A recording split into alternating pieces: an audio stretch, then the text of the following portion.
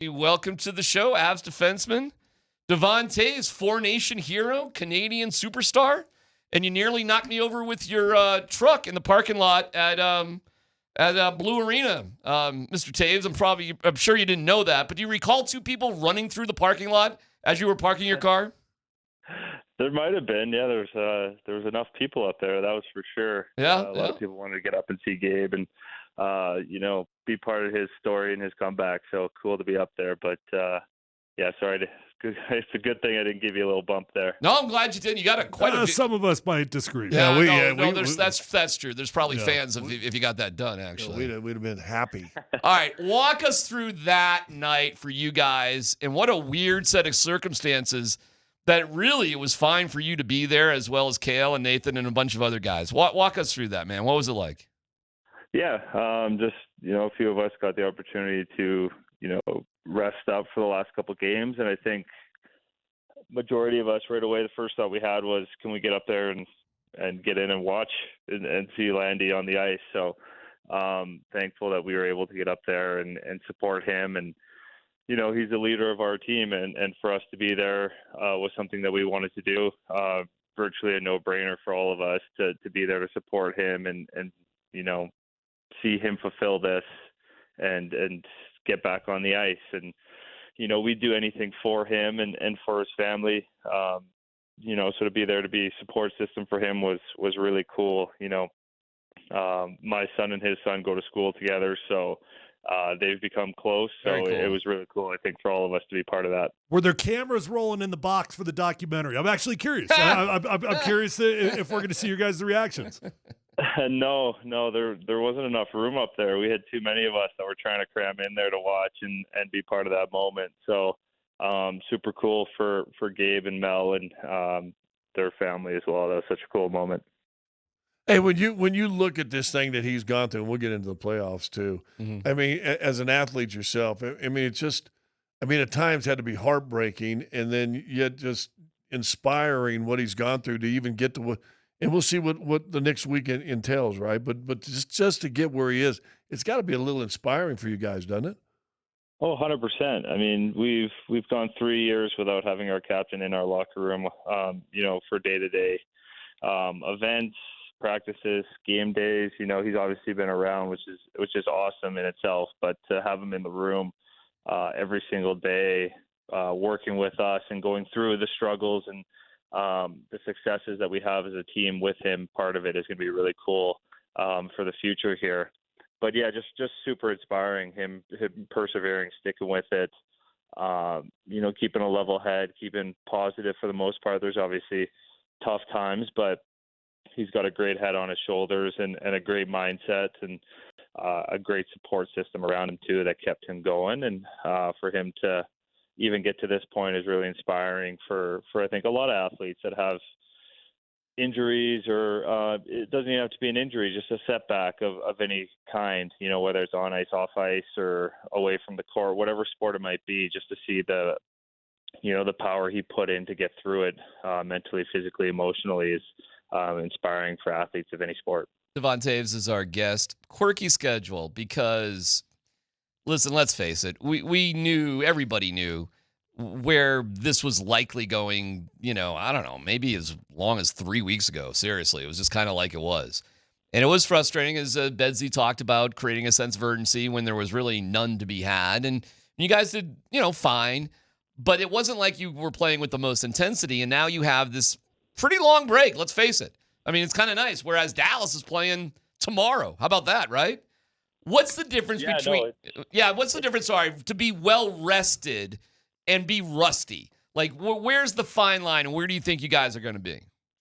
Well, to me, it's all in your mentality of how you approach it, how you attack, your day-to-day. For some guys and some players and some teams, the way they're structured, it's better for them to go into the playoffs, playing games recently, and just kind of keeping the flow of the 82-game season, kind of keep it going and continue it. But with where we're at as a team, I think this break will be really nice for us. We have a handful of guys that are dealing with things that are nagging, things that can really build up quickly once you get into playoff hockey. And that could knock them out, then, 2 or 3 games into the playoffs type thing, or second round, whatever it might be. So for those guys to heal up, as much as possible will, I think, give them a better chance to, support our team and be part of our team and contribute to our team through a playoff run and through this next series. So for our team, I think our team is doing a great job of staying mentally engaged. We'll get our meetings in, we'll get our skates in, but our team is focused on just getting ourselves well rested and prepared. Well, and the storylines for this matchup, I mean, it's just enormous. It's two juggernauts going up against one another, which kind of drives some people insane that you guys have to face off. I know you don't care; you'll just play who's in front of you. You got Mikko. Is that still is that still weird? Is that gonna be weird playing Mikko, or you guys is that just normal now? No, I think it'll still be weird for a little bit. We're gonna have to get through that really quickly and just get to work. But he's a juggernaut in himself. Trying to slow him down. I think he's got one of the best point per games in the playoffs in history, I believe. So we got to do a really good job as a team of shutting him down and slowing him down. We know how good he is, how dynamic and dangerous he can be, as long as a lot of their forwards and even their D jumping into the rush. So it's going to be a funny one to play him in the playoffs when we've had him on our team. Being a big part of our team through the last 5-6 playoff runs is. Looking at him in green is going to be a little bit different, but we'll be able to handle it. Do you guys sorry, Scott, real quick. Do you guys have to change anything with verbiage or calls or anything because of that? No, I don't think so. The game moves so quick. You can't really, make a call that a player's going to read or a team's going to be able to read off of and react intuitively that quickly. So it's, I don't think anything really needs to change from our side. Hey, when you look at all the movement that this club did this year, going all the way back to late November, early December with 2 goaltenders, which, by the way, I think you've got the best tandem that maybe you've ever had since you played here. No, dissing on any other goaltender that's played here, but I think as a tandem, they're great. But you added a whole lot of pieces up and down. Are you surprised how quickly it seems like you guys have gelled with these trades and these new bodies, and has Erik Johnson at all coming back help with that gelling? Yeah, we're excited to have all these guys in our room. I think we have a room there that's very intelligent. I think our players, our staff, our organization knows, where our weaknesses were and what holes we needed to fill and what needed to change. And I think we were all on the same page and agreed with it. So just to see the trades was more exciting than anything. And I think we brought in guys that were excited to play playoff hockey too and go on a run, guys that are playoff contributors on their previous teams and had good runs in the playoffs and shown themselves well. So we're excited to add those guys into our group. And then we're so confident in both our goalies back there, whoever's playing on any given night. We're excited to have them back there. And kudos to, Bedsy and his staff and CMAC and his staff as well for identifying these guys and bringing in really good pieces. Devon Toews is our guest. You're the Avalanche nominee. Congratulations for the King Clancy Memorial Trophy, which is about leadership on and off the ice. Every team gets a nominee, and you're the Avs nominee. What does leadership mean for you? What does it mean to you and for you?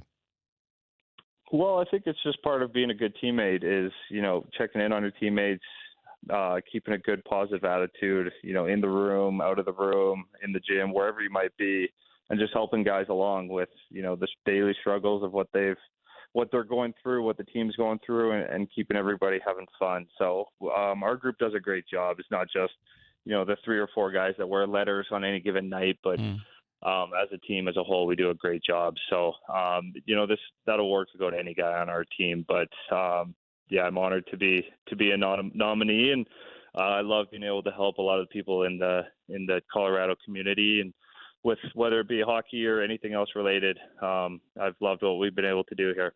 Yeah, it's great. You got a family, and that's amazing. I do feel sometimes looking at some of the younger guys, especially the guys from overseas, and I'm like, man, they're young and they're a long way from home.